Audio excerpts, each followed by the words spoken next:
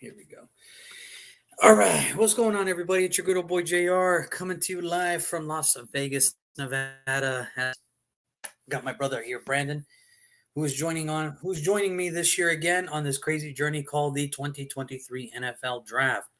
Now, we actually, if you read the title right, yes, we are gonna do we're gonna do two picks today. Unfortunately, yesterday I had some stuff come up, so I was not able to participate.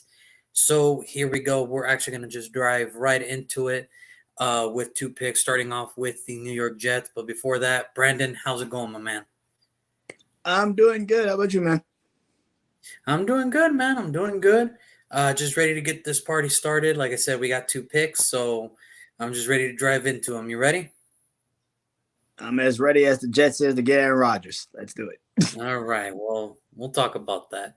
But overall, the first team up on the clock is the New York Jets. So after 7-10, after a 7-10 season, it's just not working out. It's just not good. 29th offense, but surprisingly, that defense for the Jets, it's amazing. You know, you have the fourth best defense, and why wouldn't you? Why wouldn't you? We'll get to that, but like I said, it's just that offense is it's so bad. There's some key pieces there in place, but it's just so bad. It is just so terrible that, man, I don't know. I don't know. But here we are. Like I said, Zach Wilson led the team in passing, if you want to believe that, with 1,688 passing yards, with 6 touchdowns and 7 interceptions. So clearly, you could tell why this offense was bad. Like they had, I think they were the team with the most starting quarterbacks this year. I think it was like 4, something like that, 4 or 5. I mean, I can't even begin to tell you how bad it was. It was, um, what was it? Zach Wilson, Joe Flacco, Mike White, and I think Trevor Simeon got even a playing time or two, and something like that. I don't remember, but it put it like this: the quarterback was inconsistent this year. All right, quarterback play was inconsistent. Brees Hall led the team in rushing, which is everything you need to know, because he got hurt, tore his ACL, and he still led the team in rushing. So that should tell you everything you need to know about the running back situation. 463 rushing yards, 4 touchdowns to go along with 19 receptions, 218 yards, and 1 touchdown. Look, let's be real. Prior to the Kenneth Walker explosion, if Brees Hall would have stayed healthy, he probably would have been in conversation with Offensive Rookie of the Year. Prior to Damian Pierce, prior to Kenneth Walker, Brees Hall probably would have been the best rookie running back coming out of this year's draft class. By far none. He was going that. It looks like he was going that road. So, However, they did draft the Offensive Rookie of the Year with one Mr. Garrett Wilson, who had 83 receptions, 1,103 yards, and 4 touchdowns. That was good enough to win Offensive Rookie of the Year for the New York Jets. So, Brandon, in one word, explain the fans across America, the fans across the NFL world, how would you describe the Jets offense? Oh God, Jets offense. Okay. Oh my God. Oh shit. Circus. Is that good? Circus. I mean, Zach Wilson. Immediately, you knew. Okay, he's not the guy. Like immediately, you knew. Like it was just like, something's off with this guy. He can't do it. I don't know. I actually thought Mike White kind of fit the team, but then he got hurt, and you're just like, oh shit. It just was bad. Brees Hall went down, like you said. You had receivers literally quitting in the middle of the season, being like, trade me. Please get me the fuck out of here. Like I've never seen receivers. It wasn't just like one. It was like 3. That was just like, yo, I don't want to be here. Like, let me go. Like, trade me. And it's just like, when Elijah Moore is like in the middle of the season, like, dude, can you trade me? Like, I'd rather sit out. Like he literally told them, "I'd rather sit out than play." But Zach Wilson, that is a damn shame. It was bad, man. The offense.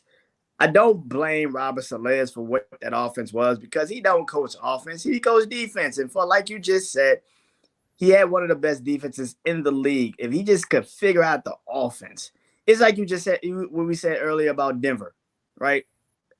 If they had any offense, that defense would carry you the rest of the goddamn way. All you got to do is get an offense. And they cannot figure it out. Congratulations to Garrett Wilson. I think Brees Hall will be the number one. I hope they don't do this split back shit. Brees Hall is the number one. And congratulations to Garrett Wilson. I don't know how much more you're going to be happy with the receptions you were getting because, that guy might be coming. So we shall see. Let's hold off on that. Let's hold off on that. You don't think? Look, we're with the talking Jets, about that. We're definitely gonna talk about that. I know, but we're gonna hold off on that for a little bit. So let me put it in words maybe the New York Jets fans can understand. The Jets offense. Suck.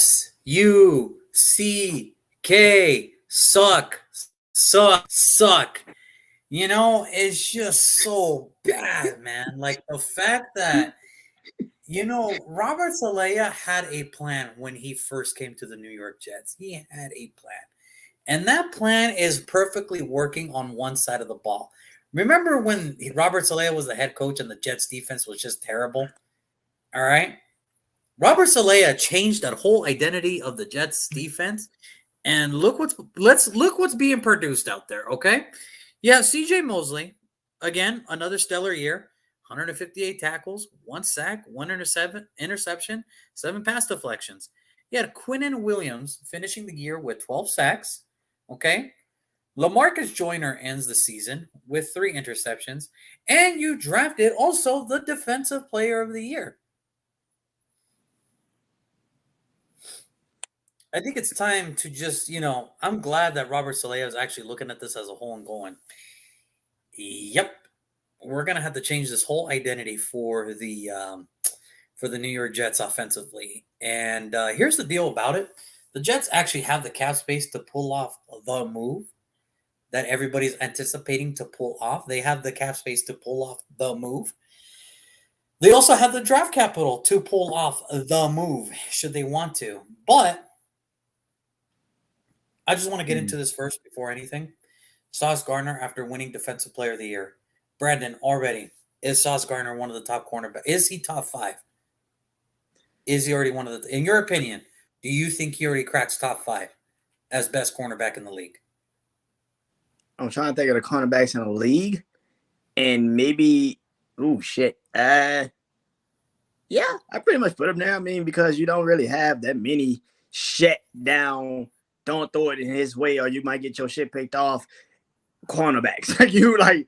It might be him and Patrick Surtain, and maybe, yeah, goddamn, that might be it. Like right now, to me personally, shit, yeah, that might be those 2 guys. I mean, I could name you some good corners, but what Sauce Gardner did his rookie year, there is a reason, folks. Last year when we did this, we had him going to the Jets as well. We got the memo. Me and Brandon got the memo. Yeah, Sauce Gardner's pretty good. Apparently, the Houston Texans did not get the memo, so how we got the memo and not a billion-dollar franchise, that's kind of concerning to me, and I think the Texans need to figure that out as quickly as possible. They went with star power, then consistency. And Darius Stingley is an LSU corner, so I know him very well. Freshman year, he shut down Clemson. He did all that great stuff, got him a championship. And for the last couple of years, he's done absolutely fucking nothing. But again, a billion-dollar franchise has all this information. Hey, man, listen. Hey, the Houston Texans want to be the Atlanta Falcons. Let them be the Atlanta Falcons. Don't ruin that for them. Yeah, I don't really care. But anyway, it's just here's the thing. I always say it every year. why do you make it harder on yourself? You know he's good. There's very few players you look at and you're like, I know he's going to be good. But then you look at some players and you're like, oh, I know he's going to be good. Sauce Garner was one of them in last year's draft. Like, yeah, I don't care where he goes. He's going to be really good. Possibly winning Defensive Player of the Year. And wouldn't you know it? First of all, I didn't even think Houston was looking at corners at that point. But damn, he wasn't even the first corner taken. It was Derek Stingley. And I'm like, that's going to come back to bite the Houston Texans in the ass, probably. But hey, like I said, they're a $1 billion franchise. You know, their scouting department has all the info. They don't need to listen to us. It's fine. I mean, because, come on. We see the same tape they do. And clearly they thought something different. But hey, I mean, yeah, why wouldn't I want a man cover corner who can play press, who can play zone, who can play man, who's a, all around corner? Why would I want that on my team? I don't know. It's just. But I feel like this is going into, Pierce territory. Michael Pierce.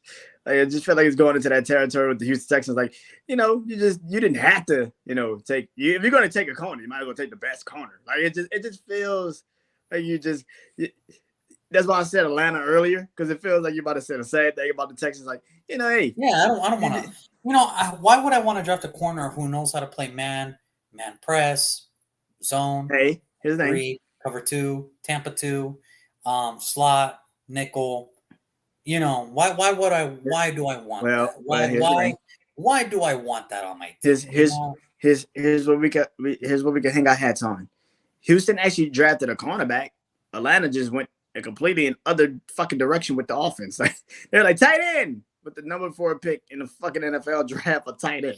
I find it funny because they did tell him too he's going to take the Julio Jones role, and he's right. He never found the end zone, but it's all. Damn.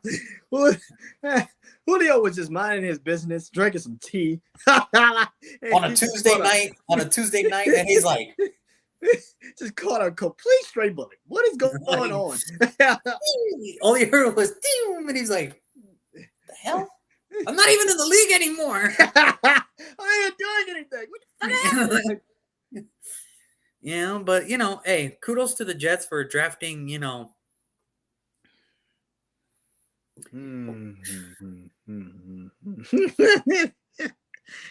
looking like me. Look, it's not even the fact that it happened in the same draft. The Jags said, we're going to take this guy who's probably not even the 6th or 5th best defensive player on the unit. And the Lions got Aiden Hutchinson, who we all said, yeah, he's probably going to be pretty good. And it turned out to be true.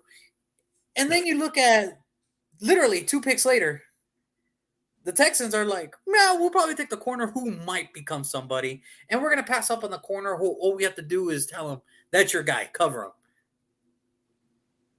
Some people don't like easy, Juan.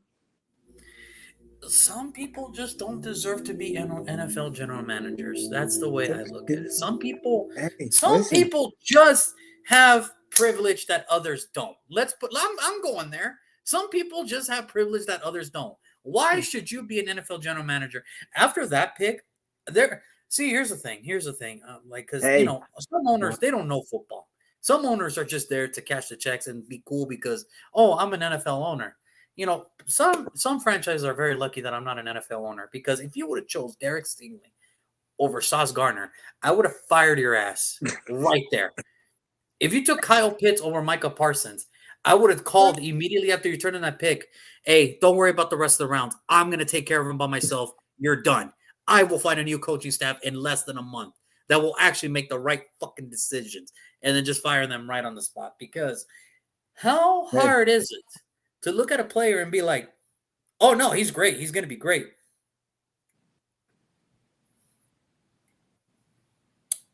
That's the Jaguars, that's the Falcons, and that's the Texans, apparently. What do we say?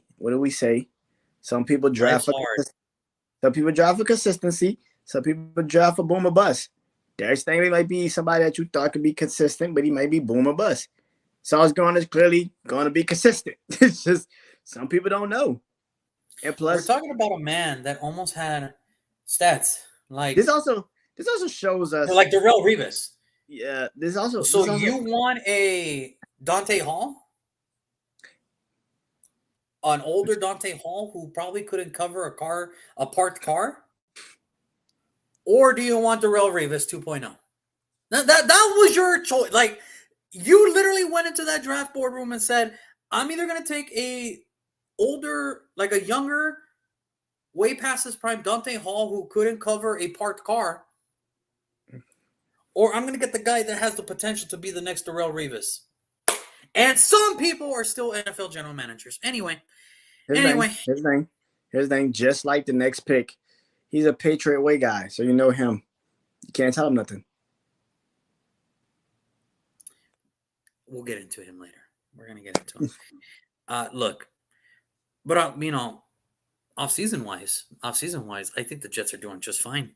Nicole Hardman, Ty Johnson, Wes Schweitzer, Alan Lazard, Tristan Colin, Thomas Morstead is back, Greg Zerline, Solomon Thomas is back, and Quincy Williams is back. So here's my thing, though. Here's my thing. All these names I just named you are pretty much backups. They're all going to be depth. These are depth pieces. These are not pieces. It's like, oh, they're going to be our. No. These are depth pieces moving.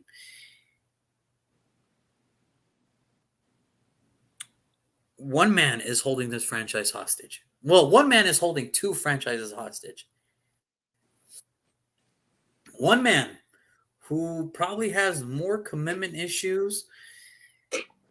Who probably has more commitment issues than a guy that's been divorced 4 times. You know, Aaron Rodgers is holding the Packers and the Jets up. Because remember, when this all first started, the Jets were willing to do anything they can to get Aaron Rodgers. Now they're backing away from a first, that it's just going to be twos and everything. And I'm going to be honest with you, I'm getting a little tired of it. Either Aaron Rodgers wants to be a New York Jet or he doesn't. And I don't want to spend a lot of time on this because of two reasons. And frankly, it's two reasons. One, I don't care. I don't care. I really don't. Because this man has single-handedly said, I don't know if I want to play. I don't know if I'll be back next year. Pay me because I'm coming back, but I want my money. I don't know if I can commit to you guys. Okay, I'll be here. Tell Jordan Love to kick rocks again. This year it's different because the general manager has literally physically and publicly came out. I love what Aaron Rodgers has done for us all these years, but we're excited for the future of Jordan Love. And you're telling me that you're afraid to trade him because you're not going to get value for him? Dude, you screwed the pooch up on yourself. And for the Jets, hey, I don't mind if they keep saying, we don't mind Aaron Rodgers, but we want him for. No. That's not how this works. You're the New York Jets. The last time the Jets were ever relevant is the butt fumble. That was the last time. Up until this point, I think the Jets are on a 12-year drought. They're the longest pro sports team that has missed the playoffs for 12 straight years. Let's just call it what it is. Nobody cares, man. Nobody cares. And now you're going to bring in a quarterback that doesn't care either. This is going to work out so well. In a division that has the Bills, the Dolphins, and the Patriots. But Aaron Rodgers is supposed to fix all this. He's supposed to fix all this mess when his best target is a second-year man. And we already know how Aaron Rodgers feels about, young receivers. We already know. We already know how Aaron Rodgers feels about young receivers. Okay? The only reason Christian Watson had that stretch is because he had nobody else to throw to. But yet he's supposed to make it work with a young Garrett Wilson, an overpaid Corey Davis, Tyler Conklin. This is the team, right? That quarterback is going to fix all this, right? Go ahead, Jets.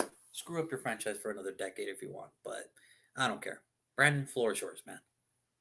Don't you tell NFL fans that Aaron Rodgers not going to go to the AFC East, or just plain on the AFC and get them to the AFC Championship game because a lot of people's heads, they don't know Joe Burrow, Josh Allen, Patrick Mahomes, Justin No, Herbert. it's not like the AFC. It's not like the AFC has any of those three quarterbacks right Russell Wilson was Sean Payton. Why the fuck are people doing this to themselves? Aaron Rodgers is going to go in there and fix everything. No, the fuck he's not. He's not even committed to his own fucking football career. How the fuck is he committed to a football team? What the fuck are you talking about? Why are we having this conversation? This is the dumbest conversation. People really do think he's going to go to the Jets and just fix shit. I'm like, dude, this is going to be Brett Favre with the Jets. Really good early, and then you're going to just be like, oh, shit, he's old. Like, oh, my God, he can't do shit. Oh, wow, the AFC is really tough. No shit. like, no shit. This is not as easy as people continue to make it be. And as you just said, Alan Lazard was a 3 last year. What the fuck is he going to be in the Jets? Mecole Hardman, give me a break. You traded Elijah Moore to get Nicole Hardman. Get the fuck out of here. Are you serious? You traded Elijah Moore to sign. You traded away Elijah Moore for Mecole Hardman, a guy who couldn't make it work with Patrick Mahomes. That's like any wide receiver that couldn't make it work with Peyton Manning. Like, what are you doing, bro? On top of that, you traded Elijah Moore to help another AFC team in Cleveland. What the fuck are the Jets doing? Why? But Aaron Rodgers is going to come in, and he's going to fix all this. Yeah. Okay, cool, I guess. I mean, hey, whatever, man. I'll believe it when I see it, but whatever, man. I mean, whatever, man. I mean, if it were up to me, I would tell if I really cared for Aaron Rodgers, I'll be like, hey, man, I think your best bet is to stay in the NFC where there's literally no competition. There is some elite teams in the NFC, but you could do it. I need people to understand something. Aaron Rodgers wanted to stay in Green Bay. They literally told his ass, we're moving on. So you need to figure out what the fuck you want to do. They told him that before he went on that retreat. They told him we're moving on without you. You need to figure out what you want to do. And he literally was like, he cannot believe they moved on without him. Yes, I'm moving on without you. You have no idea how fucked up this seems. Every year you have to figure out if you want to play. Not just for us, just play football at all.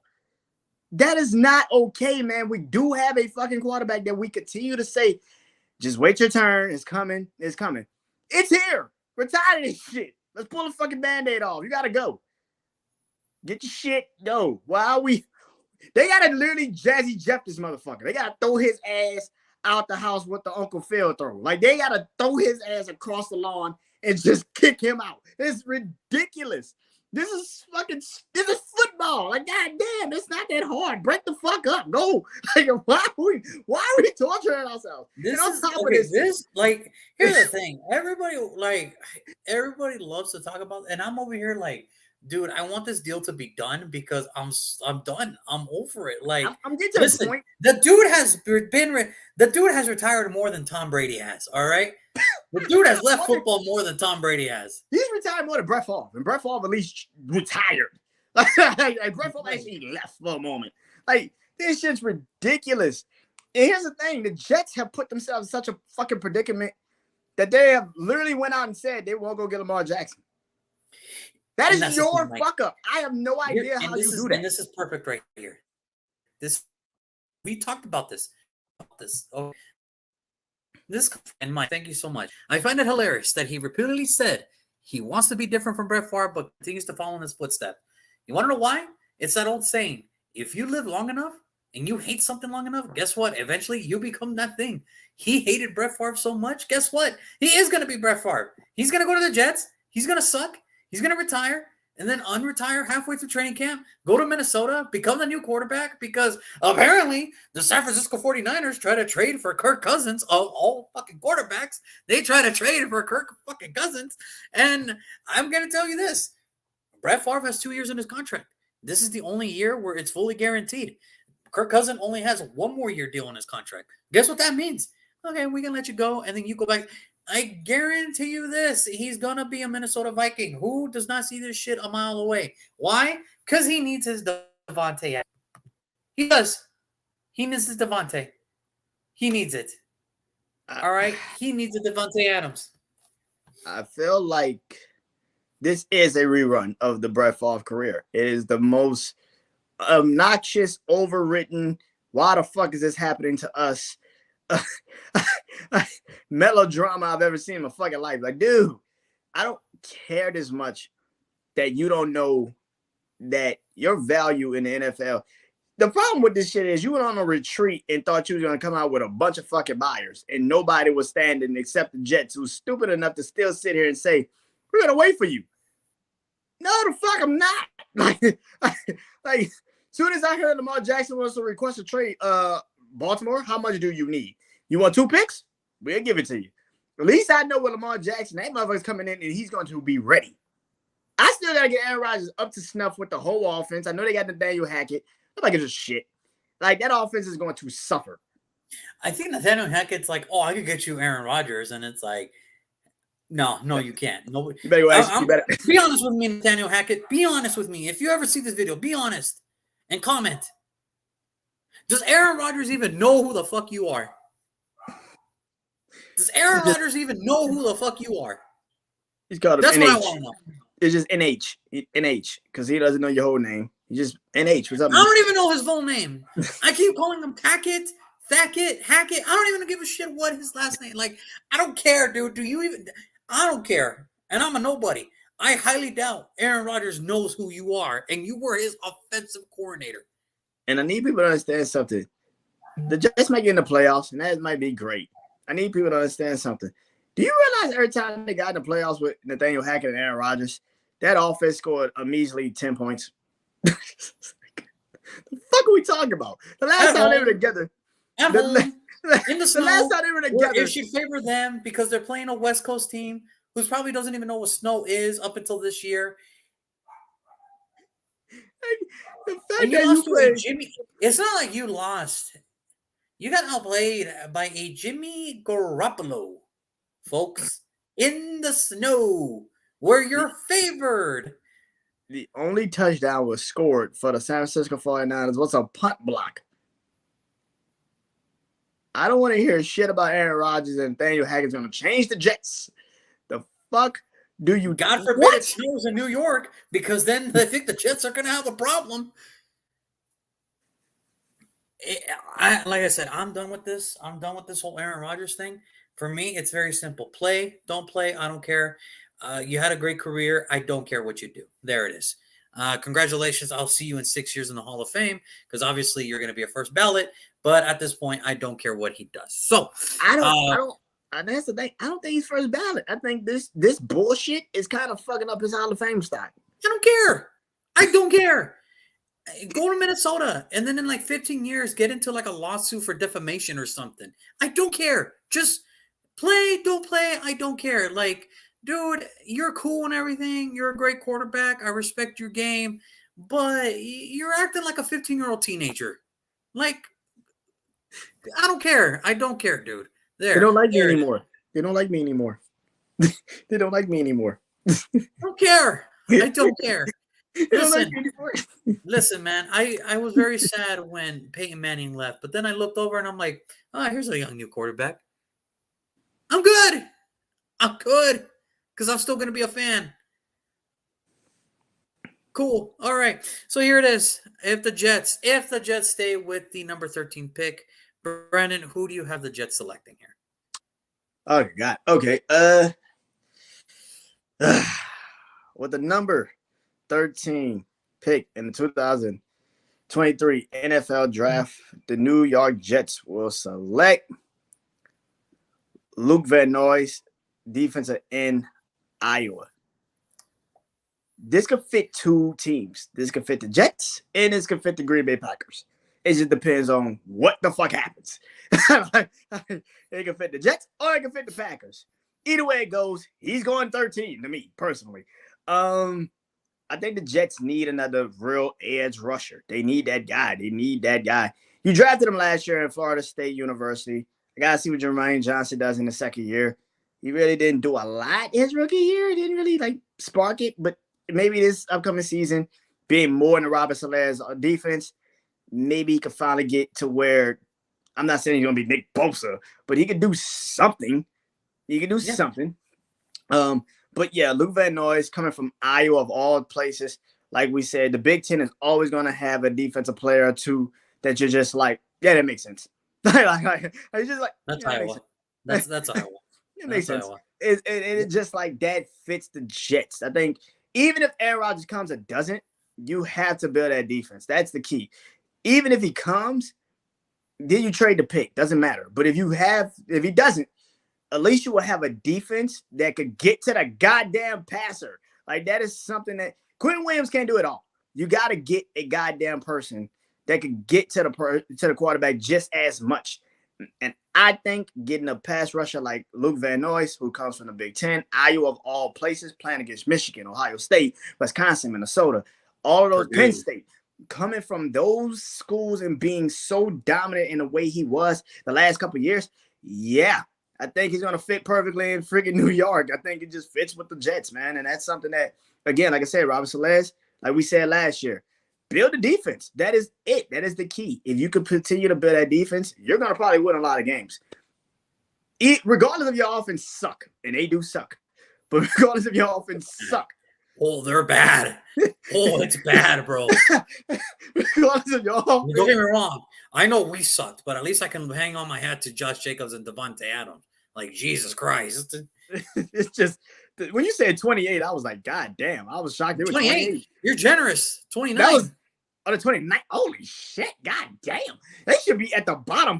What the fuck is going on? They should not even be at 13. They're so lucky. They should be like in the top 10. They should really be like top 5. With that offense, oh my God. And Denver, what was Denver ranked? Like Denver's defense had to be better than that. It just Denver's defense was 14th. Denver's defense was 14th this year, I believe. Okay, so they just got they got 10 spots better than the Denver defense. Instead, they'd be literally in Denver's spot. The fuck that, if the defense was that bad. Like, oh my God. Yes, build the defense. Get Luke Van Noy, build the goddamn defense. That's the best thing I can tell you. Look, I think at that point that would be a luxury pick for Robert Saleh. Look, there's a reason that they were the 29th, okay? Yes, skill position-wise, no bueno. No good. The problem is, it doesn't matter if Zach Wilson, Aaron Rodgers, Lamar Jackson, another quarterback's back there. That offensive line is in shambles. And let's be real, Becky Mecton has not lived up to his first-round potential because of injuries and stuff like that. But I can't see this turning around, though. I can't see it turning around. I think you look at Mickey Betten and you tell him, hey, man, I think you could still be Trent Brown, but on the right side of things. And I think at this point, you got to fix that offensive line. I think it starts in the trenches for the Jets. You got to fix that offensive line. So that's why, for me, I'm going to go Broderick Jones, the offensive tackle out of Georgia, to the Jets, the new left tackle for the Jets. You tell Mickey Beckton to go to the right. And you still got Elijah Vera Tucker there to play right guard, so obviously he can help him along the way. Look, doesn't matter who's quarterback. Huh? Broderick Jones. Broderick Jones, the left tackle. No, I selected Paris Johnson. No, for Tennessee. No, I said Quentin Johnson. Or no, I didn't. No, you said Broderick Jones. No, not Broderick Jones. I am so sorry. I'm still on my fucking Tennessee notes. I don't know why. But I do have him taking that. Yes, I do have him taking that other offensive lineman, the Peter Skoronski one, the offensive lineman from Northwestern. I'm so sorry. I had my Jets notes and my Tennessee notes like right next to each other. I'm so sorry. And I just saw the name and I'm like, oh, okay, there it is. It's been a long day. It's been a long day, and I'm tired of the fucking Jets and this whole piggyback. All right, so look, I got Peter Skoronski. Tell me. Yes, I got Peter Skoronski there. Now look, here's the deal. Peter Skoronski is either going to be a left tackle or a left guard, but Mekhi Becton cannot hold his weight at left tackle anymore. It's just not going to happen. It's just not going to happen. I say you go with Peter Skoronski, give it a shot. The worst thing that can happen now, you still have no left tackle because that's what you're doing, and you're getting the best guard, best offensive lineman versatility wise over this thing. So Peter Skoronski, you're now a New York Jet, and God bless your soul. And may God bless your soul. Because whatever the case may be, it's not going to help. It's not going to help. It's not going to help the case because the Jets would be lucky to get Broderick Jones, but too bad in my draft he's gone. Apparently, I forgot about that shit. Apparently, that's all. Who knew messing one fucking day would fuck you up that bad? You know, like that's it, man. God bless your soul. God bless your soul, man. Bless your soul, man. That's what you tell somebody when shit about to go really bad. God bless your soul. God bless your soul. God bless your soul, man. And God have mercy on your soul, bro. That's the best I got. It's and that's the thing. It's you need this. I think the Jets need this. They need help in the trenches. They need help in the trenches, and there's nothing more to say other than that. It doesn't matter who's going to be there. It doesn't matter who the quarterback is. Jesus can be the quarterback there. And the defense is still, and that offense could still suck without no offensive line help. So there it is. There it is. That's my pick. Peter Skoronski, you are now the newest member of the New York Jets. So you're telling me Jesus can walk on water but can't beat the Buffalo Bills? You're damn right. You're damn right. Not with that old line. He can turn wine into water. That's about it. He can't go into Buffalo being the Buffalo Bills right now. No way. Not with that offensive line. No way. No. Listen, I believe in miracles. Yes, I do, but that's one of them. I have to see to believe. So I have to see to believe. So, jeez Louise, man. Wow. Now we're moving on to pick number 14. We're moving on to pick number 14. Yeah, we gotta move on before we get struck by lightning. This is like, sorry, man, but hey, I mean, look, I haven't been struck yet, so he must be up there thinking, man, he's probably right. He's like, hey, man, I could do a lot of miracles, but that's one of them I can't do, man. That's one of them I cannot do. Okay. Oh, for now, for the Jets. All right, like now, at number 14, we have the New England Patriots, the second NFC East team or AFC East team, finishing at 8-9. 17th best offense, and 11th defense. Go figure. Their defense outperforms their offense again. Go figure, right? Okay. Now, here's the crazy thing about this. This is the craziest thing about the freaking Patriots. You ready? Mac Jones led the team in passing, 3 yards shy of 3,000 passing yards with 14 touchdowns and 11 interceptions. Ramondre Stevenson led the team in rushing with 1,040 yards, 5 touchdowns. He also led the team in receptions with 69. Now, the one who led in the most receiving yards, Jacoby Myers, to go with 67 receptions, 804 yards, 6 touchdowns. Now, defensively, hey, why wouldn't this defense be great, right? Jawan Bentley, 125 tackles, 3 sacks, 1 interception, 2 pass deflections. Matt Judon, 15.5 sacks. And you had 2 players. Devin McCourty, congratulations on retirement. Congrats. Great year, great career. Congratulations and enjoy retirement. And Jonathan Jones, who they re-signed, both led the teams with 4 interceptions. This is the craziest thing this is how much I knew Bill Belichick feels himself more than what the fans actually know. He thought he could put Joe Judge and Matt Patricia together to run an offense. And he could do it because he's Bill Belichick. I've been saying this for a while now. The Patriot way is not really the Patriot way. It's the Tom Brady way. You're at the top of the world when you have a Tom Brady, a Peyton Manning, a Josh Allen, a Joe Burrow, Patrick Mahomes. You're on top of the world, right? What happens when you lose that? Now, don't get me wrong. Bill Belichick, in his own right, deserves credit because, yes, he put this team together. He's got his Super Bowl rings. But right now, you're going to be dead ass, honestly. You're going to be dead ass telling me honestly into my face that you trust Bill Belichick to run a football team more than Andy Reid? Because last I remember, before Tom Brady got there, wasn't Bill Belichick, wasn't his record a losing record? And what has he done since Tom Brady has left? Well, what has he done exactly? Made the playoffs once, got embarrassed. You know, so you're going to tell me that he's still okay. But yet Andy Reid had players like Kevin Kolb, Jeff Garcia, Michael Vick, who just literally got out of prison, and he took them all to the playoffs. He literally went to the playoffs and actually won playoff games with all those guys. That's what you're going to tell me. That's what you're going to tell me. That you trust Bill Belichick without Tom Brady more than you trust Andy Reid. No, I get it. Oh, well, he didn't win a Super Bowl until he got a Patrick Mahomes. Yeah, but I never had to question Andy Reid's record because he's always had a winning record as a head coach. I think in total he's coached for just about the same, almost around the same time as Bill Belichick, and he literally only has I think not even a decade of losing seasons. Bill Belichick has just as many losing seasons as Andy Reid. But he got a Matt Castle to go to the playoffs for him. And how'd that turn out? What happened there? Oh, that's right. The Baltimore Ravens just ran. So it seems the Patriot way is the Tom Brady way, but don't tell casual fans that. He's the GOAT. He's the GOAT.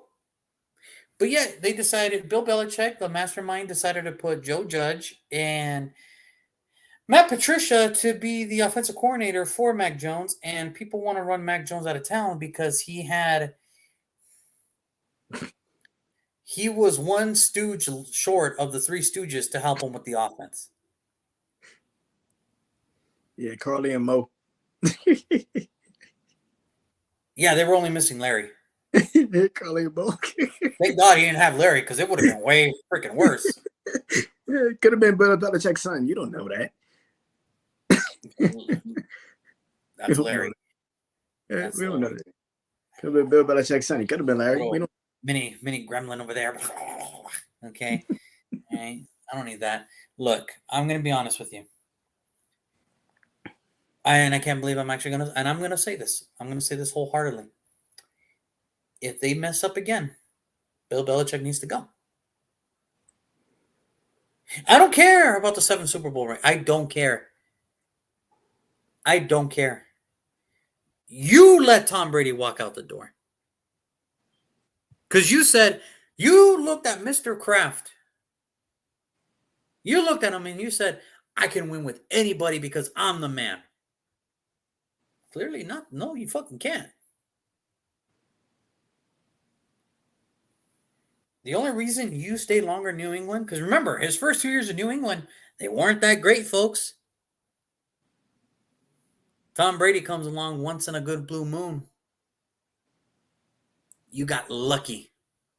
The most overrated head coach of all time, Bill Belichick, because you had the greatest quarterback of all time. If he messes up again, I'm sorry to say this. Goodbye. Thank you for your years, but we have to move in a different direction. Go ahead, Brandon. Go ahead. You look like you have something to say. Go ahead. Go ahead. I would say overrated because the defense does perform, and that's been his. Okay, great. He did that for the Giants too. Great. That's a scholar card. Defense. He did that for the Jets too. We've said this numerous times. And Juan, we said this, that before Tom Brady became Tom Brady, he got carried those first 3 years. The first 3 championships, he got carried. Okay, we great. both have said that. Yeah. Now, with that being said, I totally agree. He needs to leave if he can't figure this shit out. It's over. It would, especially if a head coach just so happens in Tennessee gets let go at some point. You're telling me you want to go get Mike Vrabel? Because I would. He knows the Patriots. You tell me you want to go fix that shit up? Because I would. At least I know he could win with Ryan Tannehill. Like, I've seen this motherfucker win with Ryan Tannehill. Yeah, I'm pretty sure he could figure out some shit with Mac Jones. I'm pretty sure of it. I'm pretty sure he won't put a overrated defensive coordinator and a guy who probably shouldn't even touch a football as their offensive coordinator. He's allergic. Like, I hate to say it, like, I do not think Joe Judge deserves to touch another football. It's like ever. look, Pee Wee, Dave and Buster's football, nothing. You don't deserve to touch another freaking football in your life. I would say Nothing. this. Maybe Bill O'Brien coming will help that offense. We shall see how this all looks.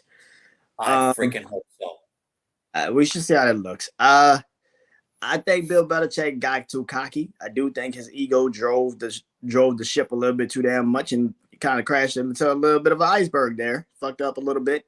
Didn't think that shit all the way through. But hey, people fuck up. It is what it is. I'm tired of hearing it's like this guy should be I agree. But to me, it's this. I feel like New England is in one of those boats where their fuck ups are going to be magnified even more because it's fucking New England and they've done so well that it's kind of like they struggle now. It's like, damn, why are you struggling? Like, and it seems like. Well, I'll tell you why they're struggling. Let me tell you why they're struggling. They're struggling because head coach said, "I'm better than Tom Brady. Tom Brady is me. I created this." Really? Damn. You look good in Tampa. You gave Tampa a good present then because. Yeah. Because even, put it like this, even Tampa, when they were terrible, they still made it to the playoffs. That is true. I'm going to put it like this. And Mike, they won't fire Belichick. I think they'll force him to retire and keep him in the front office out of appreciation. No, that's not going to happen because the problem is Bill Belichick wants his fingers on everything. He either has his fingers on everything or he's not going to do it. And you know what? The quicker he goes, the quicker he gets to enjoy whatever life he has left on this earth. And I would say this. I don't think Robert Kraft is going to bring him. If Bill Belichick walks, that relationship's done. He's not taking another defensive coordinator job. He's not. No. I mean, because he believes he's above that now, and it's like, no, dude, you just been an overglide defensive coordinator that got carried for the better part of your end career by Tom Brady. And it feels like there you go. It feels like Robert Kraft would not sign off on Bill Belichick being anywhere near the Patriots because you have created this roster. That's kind of a problem. The fact that you also have a problem with Mac Jones saying, I don't know what the fuck I'm supposed to do with this offense, so let me go get some help. Like, that's a problem. You can't hold a grudge to the point where you're actually telling people what you want for Mac Jones. Like, dude, you gave him Matt Patricia. You gave him Joe Judge. That's on you, Bill, because you thought you were smarter than everybody. But no, I'm going to call it what it is. Over-glorified defensive coordinator. You got your time. Good stuff. It's time for you to go. It's time for you to go. Because you're not going to have a Tom Brady again. And here's the thing. I wouldn't just say it's just the Tom Brady leaving. It's also Josh McDaniels. Because they actually got to the playoffs when Josh McDaniels was still there. Yeah. So it seems like it's the combination of the two. It's like you had actually an offense, but you let him just walk. Because he thought he was better than everybody. He's better. He's above everybody. So if that's the case, okay, cool. Like you're telling me you're the last successful coordinator you have. You're going to let him walk to become a head coach because just like Tom, you thought you were better than him. I see no difference. There it is. There it is. I see no difference. Listen, I'm not going to take anything away from Bill because he's a great defensive mastermind, probably one of the best in this era, in any era. As a head coach, even though he's got the 7 Super Bowl rings, there's a lot of more head coaches I would put ahead of him just due to that reason alone. Because let's be real, Three of them, sure, those are his defenses, and you had a young Tom Brady who didn't fuck up the game. Fine. But there was a stretch where you didn't win anything. He got better. And Tom got better. He got better. So let me put it to you like this. There are more head coaches I would put ahead of him that I would trust more. Like if I were to run a team today and you're telling me, hey man, Andy Reid or Bill Belichick are your candidates, give me Andy Reid. Because I know he can run a whole football team. I don't mind having Bill Belichick as my defensive coordinator, but I know he's not going to sign off on it. So, yeah, there's a lot of more head coaches I would put ahead than Bill Belichick as being a all around good coach. So, and I don't want to get into that today because there's going to be some names I'm going to surprise you, but it's like, dude, look at the facts. Look at the fucking facts. Okay, just look at it. Look at it. But anyway, with this, I mean, look, they're trying everything. They're trying everything to fix it. Mike Gesicki's leaving Miami to come to New England. James Robinson, he's coming to New England now. Juju is coming to New England. Riley Reef from Kansas City is going to New England. James Franz, Calvin Anderson, great, more offensive line depth, which is what they didn't have, which is what pick 6 with Nick and Noah said that they needed depth on the offensive line. They got that now. Mac Wilson's going to resign. Cody Davis, safety, Chris Board, Jabril Peppers is resigning. Raekwon McMillan is resigning. Jonathan Jones is coming back. So at least the Patriots did good enough in the offseason to reload. And I think with the addition of Bill O'Brien as being the offensive coordinator, I think the Patriots are going to be better. I just do not see them. It's just the problem is they're going to be in a tough division. Because that's what it is. That's what it is. The AFC East is going to be tough. Obviously, you got Buffalo. Obviously, Miami is doing some moves to compete right now. Then you have the Jets, who believe that if they get a certain quarterback, that this can be all fixed. And we don't know. It could not. And then there's the Patriots. So it's not that easy when you don't have that elite quarterback anymore. And welcome back to the real NFL, Bill Belichick. If you don't know what to do with him and you drafted him, then it's probably best for you to step and try to find somebody that knows what to do with him. So that's my take on it. Brandon, do you have anything to add before we make our picks? No, I'm good. Okay, that's it then. So, Brandon, I guess with the 14th pick, who do you believe the New England Patriots are going to select? All right. With the 14th pick in the 2023 NFL Draft, the New England Patriots will select Broderick Jones, offensive lineman, Georgia. Nice. He fits. Simple. They took a guard last year out of what? Chattanooga. Yeah, Chattanooga. Yeah, that's. I guess. Yeah, he looked good. He looked good. But Broderick Jones is actually gonna, fix the fucking problem. Like he's gonna actually help Mac Jones. Like it's just the thing that this team last year felt like sometimes they had no offensive line and Mac Jones just looked like he had to hurry the fuck up and get the ball out of his hands. And it just didn't look good. There was games where he just looked like he had to rush the fucking throw. And it didn't look good. It just didn't look good. There's other places I could have gone. Yeah, I could have went secondary because they clearly need some secondary help. I get that. But let's be real. The only way that offense is going to even anywhere near get good, yes, they could probably get some more weapons. They could get a receiver. They can easily draft a receiver. But that ain't Bill Belichick's forte. They ain't his shit. He doesn't draft a receiver in the first fucking round because he's usually not this high in the first round to get one. So I don't see him drafting one now just because he's in the tops of the chance to get one. I think they get one later in the second round just because But to say in the first round, if Broderick Jones is there, just take him. If he's right there, take him. Get it over and done with. You got somebody to help Mac Jones. And plus, on top of that, just in case you do get a receiver in the second round, how the fuck is Mac Jones going to get the ball out of his hands to get it to him? Like, just like, how do we get it out of his hands? Broderick Jones fits. He comes from a Georgia pedigree where they win. So he clearly knows. Also, Kirby Smart comes from Alabama. Nick Saban, who helped Kirby Smart get that job at Georgia. Where did Nick Saban come from? Bill Belichick's coaching tree in Cleveland.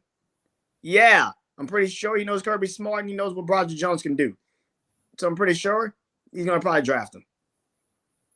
That's all nice and beautiful, man. That's all nice and beautiful. But I don't want Patriot fans to go through what I went through in 2013, where your running back or your fullback was your best offensive weapon. I don't want that. I don't want that for Patriot fans at all. Look, Jacoby Myers left. That was the team that led the receiving touchdowns. He's gone. They got Juju Smith. Juju Smith and Mike Gesicki equal 1.5 Jacoby Myers. No, they equal like 2 because, the TikTok dances. So maybe a year. We got to take Juju off that. That's like 1, actually. Just Mike Gesicki by itself. So a half of Jacoby Myers. We got to take Jacoby Myers completely. We got to take Juju completely the fuck off the table because his TikTok dances just have killed him. Oh, my God. I want to see how that's going to work. That's going to be so funny. Welcome to the Patriots way, Juju. No TikTok dances. Don't press conferences. Look, and here's the thing for me. I don't want him to go through another season where your running back leads your team in receptions. Yes, I understand the offensive line needs help, but in my world, the offensive linemen that are worth a first round pick are almost kind of falling. And the ones that are next to it, yes, you can obviously go Anton Harrison. But the problem is, Mac Jones cannot afford to wait for his go to guy. He can't. And I understand, Bill Belichick, that that's not your forte. But again, what did I say earlier? Oh, yeah, you don't have Tom Brady anymore. So you actually have to have Mac Jones have a go to guy. So that's why I'm going to go the wide receiver. Yeah, I'm going to go the wide receiver route. And I don't care if Patriot fans are going to watch this. How dare you just for like. Harry. There you go. There you go. Anyway, I'm going to go the wide receiver route for the New England Patriots. I'm actually going to go Jackson Smith Nijaba, the wide receiver out of Ohio State. Yes, I get it. Talked about it on Sunday. Is he probably one of the most versatile wide receivers in the draft? Yeah, 100%. 100%. He comes from a very good wide receiver school, Ohio State. It just seems like Ohio State keeps. And one thing Bill Belichick loves is productivity and consistency, right? Well, Ohio State has consistently sent out good receivers almost every single year. So why not? You're going to get a guy who just won the Landry Award in 2019. He was the 2022 Rose Bowl MVP, third team All American in 2021, and third team All American in Big Ten in 2021. Now, last year, due to injury in the regular season, only 5 receptions, 43 yards. But the year prior, 95 receptions, 1,606 yards, and 9 touchdowns. This would help Mac Jones get his offensive line cannot hold. Okay, they can hold, but they're not going to hold for very long. And Jackson Smith is a perfect run under the catch type of wide receiver anyway. Give it to him, get your yardage, and you go. Because it's pretty embarrassing if Marcus Jones is your only other offensive choice, if Mike Gesicki and Juju cannot get it going. So you need another guy. And Jackson Smith Nijaba would be perfect for this New England team. You get him, draft him. I don't care what Bill Belichick thinks. You do. Again, folks, Bill Belichick does not have Tom Brady anymore. Get over it. Okay? Get over it. So there it is. I got Jackson Smith Nijaba going to the New England Patriots, and I think he can make it work with Bill O'Brien too, because Bill O'Brien has firsthand seen these Ohio State wide receivers firsthand because he's had to play against them a couple times, and he knows how good they can be. And honestly, I think he should take a chance on him. I know the injury is kind of the big risk factor. Yes, I could have gone Jordan Addison, but they already got that in Juju. You need versatility, and I'm going to go with Jackson here. How dare you disrespect? Nah, I think it's a good pick. I think it's a good pick. I think it's a good pick. Yeah, like I said, clearly the Patriots need a lot. That's something we don't say a lot about the Patriots. They need a lot. It's kind of weird to say the Patriots need a lot. And this is kind of one of the reasons why Tom Brady left. He had no fucking weapons. Like, this is kind of one of the reasons why Tom Brady kind of was like, yeah, I'm going to exit left. Like, this shit is getting bad. I think that, yes, they should get a receiver. But again, like I said, it's Bill Belichick. He's going to probably get one in the second round because, that's how the Cool. Then Patriots I can't play. wait for him to get fired next year. That's all I got to say. Cool. Then I can't wait Oh, for he's him to definitely get gonna get fired next year. That's obvious. But I don't know, man. I think also with Dwayne Wynn gone, it's gonna be interesting. I gotta see how it's gonna look personally for the Patriots. Listen, if Broderick Jones is there, fine. You got to take him. Yeah, You can take him. But okay, let's say they hold. Who's he going to throw it to? Because Juju has clearly shown he can get separation. Mike Gesicki has shown that. Yeah, I don't know what he's shown. Jacoby. Oh, that's right. He's not there anymore. So hey, I'm just saying Marcus Jones is a great offensive weapon, even though he was drafted as a corner as a out of the cornerback. University of Houston. But anyway, that's Bill Belichick, folks. The genius. The genius is at work. So I'm just saying. I bet you can give Mac Jones 30 seconds, and he probably still will have nobody to throw to. So there you go. I'm just saying. I'd rather him have 5 seconds, 4 seconds, and he can just hit Jackson and hope for the best, or have 30 seconds and get hit still. Be there and just look around. Probably go to the sideline, ask him for a water break, put it down, get back into the huddle, or get back into the pocket and be like, "Oh, nobody's still open. All right, cool. Let me go see what the next play is gonna be." Just saying. I'm just saying. So, yeah, to me, it's so simple. And I think the best thing for the Patriots, honestly, at this point, to have it's gonna be shitty to say, have another losing season, get rid of Bill Belichick, and just start building again. Just because, listen, Tom Brady is not walking through that fucking door anymore. Okay, great quarterbacks, you got to draft them. All right, you drafted Mac Jones, who I know can play. I know he can play. I don't know what he's gonna be, but I know he can play. He's a really great option right now for the Patriots team that is struggling offensively and trying to turn a new leaf. He's a great replacement for that.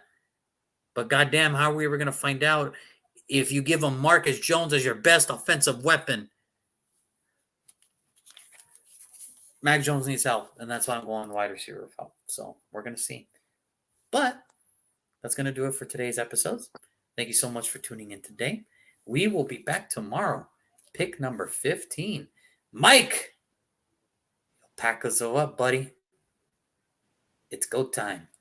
Who do we have the Packers taking tomorrow? It's going to be off the chain tomorrow. We cannot wait.